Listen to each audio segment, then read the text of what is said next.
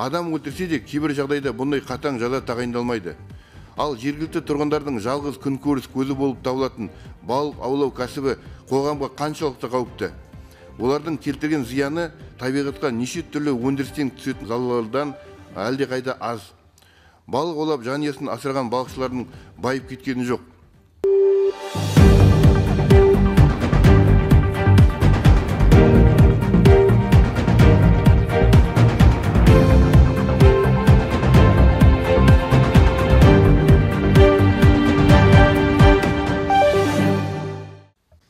Сөз депутат Ерубаев Серік Сәрсенұлына беріледі. Рахмет, құрметті Ерлан Жақанұлы, құрметті әріптестер. Ақ-жол фракциясының депутаттық сауалы Қазақстан Республикасының бас прокурорына және экология, геология және табиғи ресурстар министріне.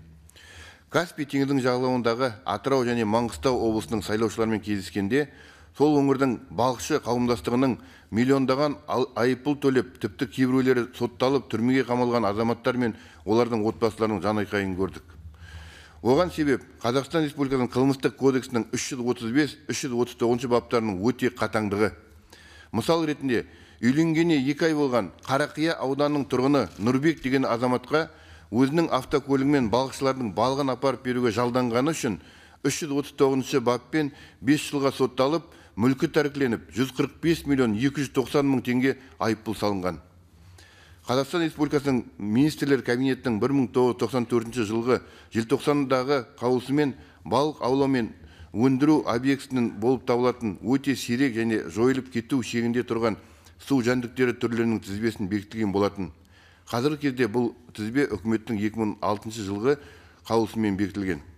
Осы тізбедегі фауна түрлерінің бірі күтім балығы Қазақстанның қызыл кітабына енгізілген болатын.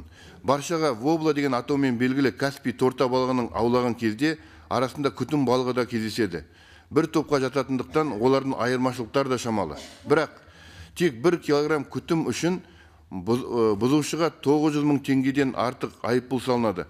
Егер ол теңіздің ерекше қорғалатын табиғи аумағына ұсталса, айыппұл сомасы 2 миллион 625 мың теңге және 12 жылға дейін бас бостандығынан айырылып, мүлкі тәркіленеді. Күтім балығы Ресейдің қызыл кітабынан 2004 жылы алынып тастаған. Сонымен қатар Әзербайжан, Иран базарларында да бұл балық еркін сатылуда. Ал біздің өкілетті органдардың әрекетсіздігінен балық аулаумен күн көріп отырған жергілікті халық қылмыстық кодекстің қармағына түсуде. Құқықтық статистикаға жүгінсек, тек Атырауда 2021 жылы 89 іс қозғалып, 50 адам жауапкершілікке тартылып, соның ішінде 335 баппен 21 адам, 339 баппен 29 адам сотталған. 2022 жылдың 5 айының ішінде 15 адам сотталып кеткен. Маңғыстауда да бұндай көрсеткіштер мәз емес. Бұл баптар бойынша жаза 3000 есептік көрсеткіштен бастап 12 жылға дейін түрмені қарастырылып, мүлкі тәркіленеді.